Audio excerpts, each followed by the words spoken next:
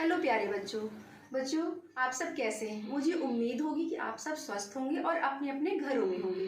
बच्चों आइए पढ़ाई के क्रम को आगे बढ़ाते हुए आज हम लोग जोड़ पर आधारित इबारती प्रश्न सीखेंगे। तो बच्चों कुछ नियम इसके, जैसे कि आपको समझ में कैसे आएगा कि यह सवाल जोड़ है, घटाना है कि गुणा है, भाग है। तो इसके लिए आइए देखते हैं।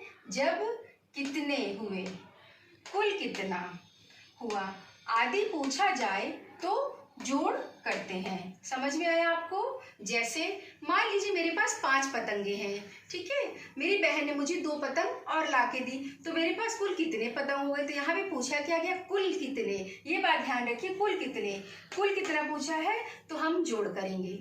तो बच्चों अब हम इबारती प्रश्न पर आधारित कुछ उदाहरण आपको क्लियर करेंगे, जिससे आपका इबारती प्रश्न का कॉन्सेप्ट बिल्कुल क्लियर हो जाए और आप अगला सवाल हल कर सकें। चलिए उदाहरण देखते हैं।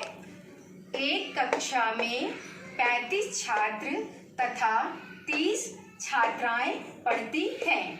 बताइए कक्षा में कुल कितने विद्यार्थी पढ़ते हैं। हाँ तो बच्चों जैसा कि मैंने यहाँ पे एक प्रश्न पढ़ा, आपने सुना और उसमें पूछा गया कुल कितने। इससे पहले मैंने आपको बता दिया था कि जब भी कुल कितना पूछा जाए, कितना हुआ पूछा जाए, तो हमेशा वहां पर हम जोड़ करेंगे। तो यहाँ पर भी हम जोड़ करेंगे, क्योंकि यहाँ पे हमारे प्रश्न से साफ साफ समझ में आ रहा है कि यहाँ कुल कितना पूछा गया है।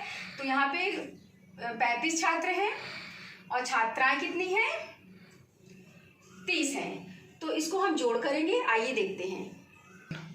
हाँ तो बच्चों अब इबारती प्रश्न हल करने का तरीका देखेंगे, हल करेंगे। सबसे पहले हम देखेंगे हमें पूछा क्या गया, 35 छात्र, ठीक है। तो हम लिखेंगे छात्रों की संख्या। क्या लिखेंगे, छात्रों की संख्या।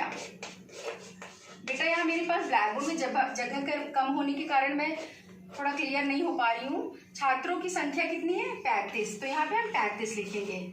और छात्राओं की संख्या कितनी है, 30 है। तो यहाँ पे लिखेंगे छात्राओं की संख्या बराबर 30।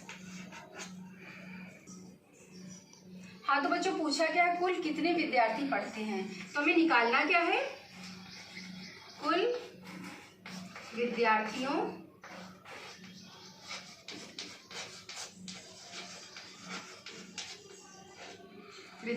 की संख्या, हमें ये निकालना है। यहाँ पे क्वेश्चन मार्क।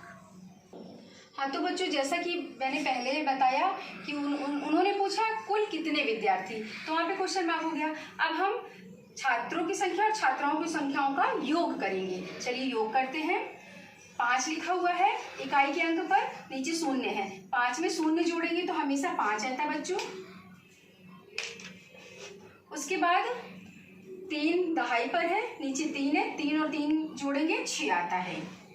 तो हमारे कुल विद्यार्थियों की संख्या कितनी आ गई, 65, 65 आ गई। अब इसका उत्तर लिखेंगे हम। उत्तर बराबर लिखेंगे 65 विद्यार्थी पढ़ते हैं। क्लियर हो गया बच्चों? तो अब हम दूसरा उदाहरण देखते हैं। एक हलवाई की दुकान में 3409 पीले लड्डू तथा 5029 सफेद लड्डू हैं। बताओ दुकान में कुल कितने लड्डू हैं। हाँ तो बच्चों जैसा कि कुल कितना पूछा है तो क्या करेंगे, जोड़ करेंगे। शाबाश, ठीक है। अब हम जोड़ करने के लिए सबसे पहले तो देखेंगे पूछ क्या रहा है, दुकान में पीले लड्डू। तो सबसे पहले हम हल करेंगे, पीले लड्डू की संख्या लिखेंगे।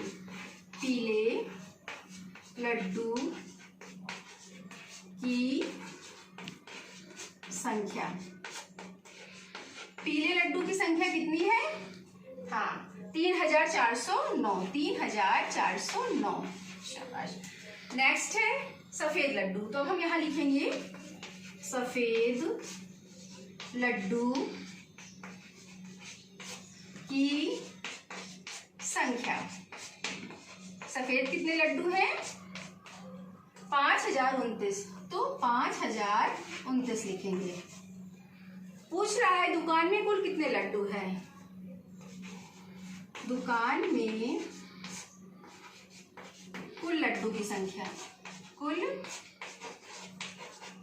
लड्डू की संख्या।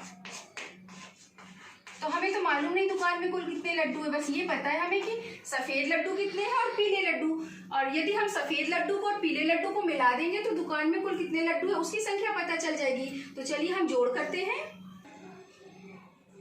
हाँ तो बच्चों मैंने लिख दिया नंबर, ये पीले लड्डू की संख्या है और ये सफेद लड्डू की, और हम दोनों लड्डुओं को जोड़ देंगे। ठीक है बच्चों, चलिए जोड़ते हैं। जोड़ेंगे दाहिने साइड से 9 और 9, 9 9 जोड़ेंगे तो 9 में 9 जोड़ा तो 18 आया। 18 मैंने आपको बता दिया था इससे पहले, हमेशा यहाँ पे इकाई के अंक का यूज कर देंगे। यहाँ पे 9 9 18 को 8 यहाँ लिख दिया। हमारे पास ये जो बचा शेष वो हमारे दहाई के अंक के पास जाएगा, तो यहाँ पे ऊपर हमने लिख दिया 1। अब 1 में 0 जोड़ेंगे तो 1 आएगा, फिर 1 में 2 जोड़ा तो 3 आ गया। उसके बाद 4 में 0 जोड़ेंगे 4, फिर 3 में 5 जोड़ेंगे तो 8 आ जाएगा। तो दुकान में कुल लड्डुओं की संख्या 8438 है। इसको लिखेंगे कैसे? उत्तर बराबर दुकान में कुल लड्डू की संख्या, कुल लड्डू की संख्या बराबर 8438। 8438। क्लियर हो गया बच्चों? हाँ तो बच्चों यहाँ पे देख रहे हैं मैंने एक होमवर्क दिया है आपको, मैं सवाल पढ़ के बता रही हूँ आपको।